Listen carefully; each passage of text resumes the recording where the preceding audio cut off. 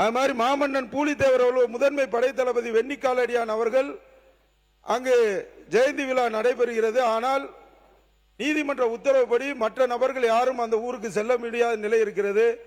அங்கு எல்லோரும் சென்று மரியாதை செலுத்துவதற்கு அரசு சார்பில் அரசு விழாவாக அறிவிக்க வேண்டும் என்பதையும் கேட்டுக்கொண்டு நான் சப்ஜெக்ட்ல இருக்கேன். நீங்க எப்பவும் டைம் தரலன்னா நல்லா இருக்காது.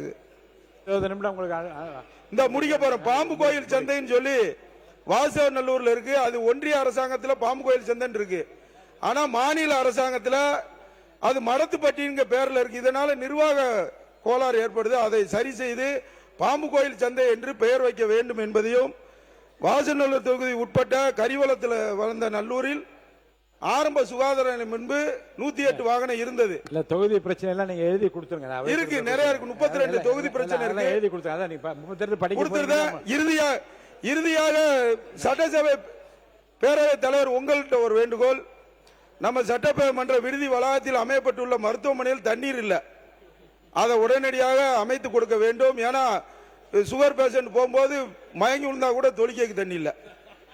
அதை நீங்கள் கனிவோடு செய்து கொடுக்க வேண்டும். அதுபோல கடந்த 24ஆம் தேதி அவையில் நாங்கள் இருந்தோம். நீங்க இன்னொரு உறுப்பினரை கண்டிப்போடு சொன்னீங்க, இந்த மாதிரி ஒருமையில் பேசாங்க. ஆனால் பாலிமர் டிவியில் முதல்வரை தான் டிவியில் காட்டணும் முகத்தன்னாங்க. ஆனால் அவங்க எங்களை காட்டியிருக்காங்க ரவுண்டு போட்டு. இதால் என்ன ஆகுதுன்னா மக்கள் மத்தியில் நீங்கள் எங்களை சொல்லலை, என்னைய காட்டி பாலிமர் டிவியில் அதை நியூஸை பரப்பி விடுதாங்க. எங்கள் தொகுதியில் உள்ளவங்க ஏன் அப்படிங்காங்க. அதனால எங்களுக்கு இங்கே வந்து தொகுதி மக்கள் பிரச்சனை பேச தான் வந்திருக்கோம். இந்த மாதிரி ஒரு வீடியோ போட்டு கை தூக்குது இதெல்லாம் ஒரு கமாண்ட் அடித்து பாலிமர் டிவி செய்துக்கிட்டு இருக்கார்கள். அதை நீங்கள் அவை தலைவராக தடுத்து நிறுத்த வேண்டும். அதுக்கான அறிவுரைகளை வழங்க வேண்டும். அதே போல இன்னைக்கு ஒரு அறிவிப்பு கொடுத்திருக்கிய, அந்த அறிவிப்பு முதலே வாசிக்கப்படுதுன்னு நான் என்ன சொல்றேன், கொள்கை விளக்க புத்தகத்தோடு சேர்த்து கொடுத்துட்டேன்னா நாங்கள் அதையும் ப்ரிப்பேர் பண்ணிட்டு வந்துருவோம். அது கொஞ்சம் சிறப்பா இருக்கும். இறுதியாக எங்களுடைய திராவிட இயக்க தீரர்களுக்கு என்றென்றும் அறிவை தீட்டுகின்ற இடம்தான் எங்கள் அண்ணா அறிவாலயம்.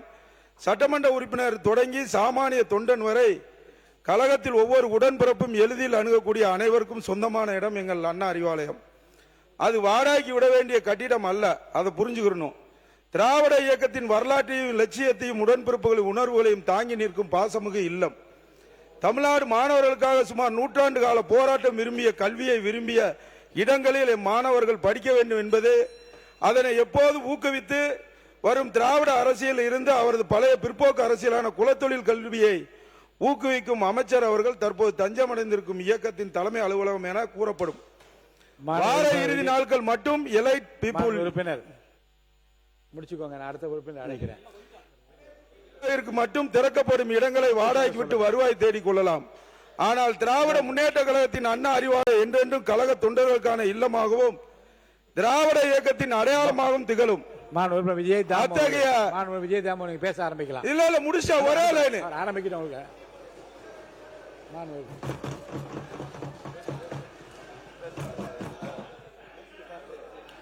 மாண்புமிகு பேரவைத் தலைவர் அவர்களுக்கு நன்றி சொல்லுங்க.